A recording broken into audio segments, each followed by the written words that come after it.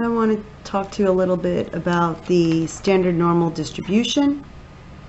It is a bell curve, or the bell curve, as you're used to seeing. Sometimes refer to it as the Z distribution, or its real name is the Gaussian distribution. It's important to note that this is a probability distribution. When you have a probability distribution, the area under the curve is exactly 1, which relates to probability. The entire area is 100%. So if you have a portion of the area, it relates to probability of that event occurring. So even if it's between two values, the area under the curve relates to the probability of the values of the data being between these two values, is the area under the curve. So that's how you relate a range of values to probability. Now, a couple of things to note.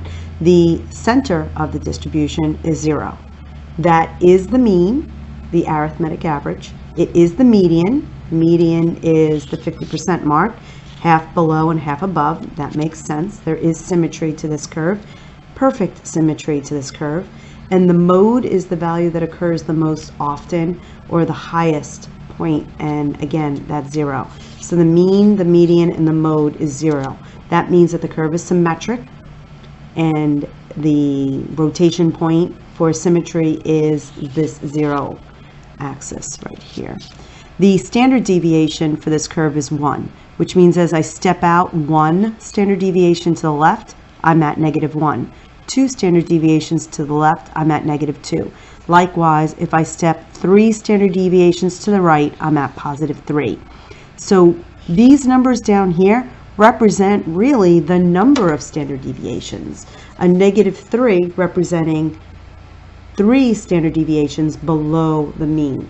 So Z is the number of standard deviations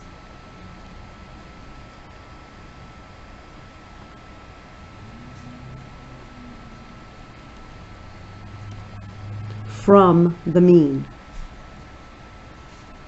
And I'm going to add here with direction, because negative means it's below the mean and positive means it's above the mean.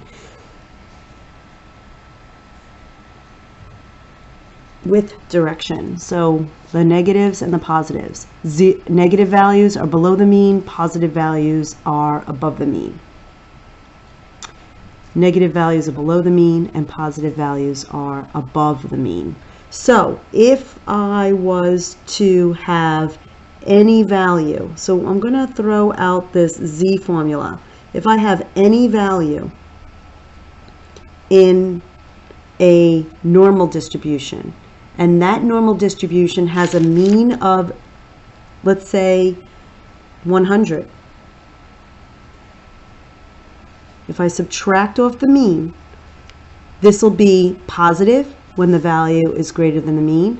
It will be negative when the value is less than the mean. And then if I divide that by the size of the standard deviation, I will get the number of standard deviations. The value is from its mean with direction. So that's how that works.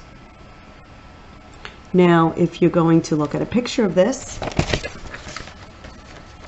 here's your curve. The area under the entire curve is 100%. And if I look at the area to the left of a certain value, I find my value, let's say about here.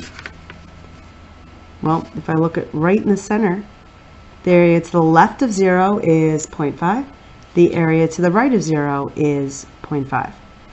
If I look at -1, the area to the left of -1 is smaller than 0.5. I don't know what it is yet. We'll have to look that up. There are tables for this. And the area to the right of -1, is there a relationship between the area to the left of -1 and the area to the right of -1? Well, if the entire area is 1, or 100%, this is a portion of it, and this is the complement of that. 1 minus the area to the left. The area to the right is 1 minus the area to the left. And the area to the left is 1 minus the area to the right. They're complements of each other because when you add them together, you get 1. Think of 1 as 100%.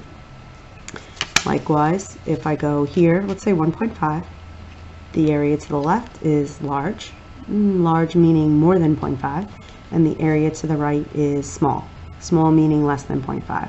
But the area to the left plus the area to the right is 1. 1. Which means if I know the area to the left, the area to the right is 1 minus the area to the left. The area to the right is 1 minus the area to the left.